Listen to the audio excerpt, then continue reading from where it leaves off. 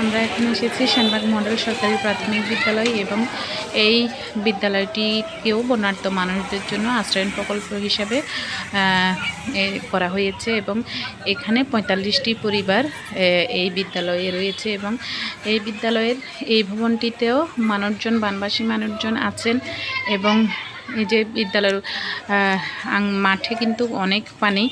তো বিদ্যালয়ের এই ভবনটিতেও উপরে 3তলা ভবন পর্যন্ত এখানে এই ভবনটাতেও কিন্তু মানুষজন আছেন এবং দুটো ভবনেই কিন্তু অনেক মানুষ উঠেছেন, অর্থাৎ ৪৫ ফ্যামিলিকে এখানে আশ্রয়ের ব্যবস্থা করা হয়েছে এবং অনেকেই শুকনো খাবারের ব্যবস্থা করা হয়েছে, বিভিন্ন ওষুধ এবং পানির ব্যবস্থা করা হয়েছে।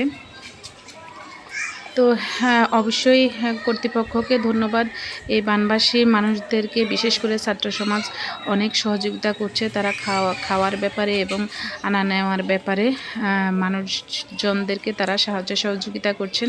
এই যে দেখুন অনেক মানুষ এখানে উঠেছে। আসলে কোনোভাবেই কোনো মানুষকে ভিডিওর মধ্যে আনছি না, কারণ এখানে কেউ অভাবে আসেন নাই, এখানে এসেছেন এই দুর্যোগের কারণেই সবাই এখানে এসেছেন। ধন্যবাদ সবাইকে।